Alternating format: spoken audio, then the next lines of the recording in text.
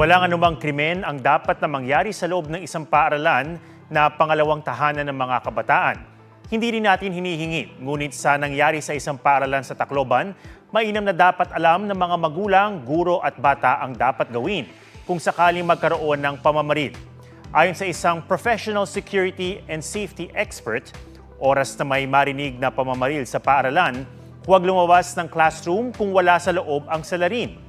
Imbis na mang-usisa sa labas, dapat isecure ang classroom at isara ang lahat ng pintuan at anumang pwedeng pasukan ng gunman. Mainam na barikadahan ng mga upuan, mesa at iba pa ang pintuan para walang makapasok. Payo rin ng eksperto, huwag mag-ingay o gumawa ng anumang pupukaw ng pansin ng active shooter. Halimbawa, mainam na is-silent ang inyong cellphone. Yumuko o sama-samang magtago. Mainam kung gumawa ng kumpol.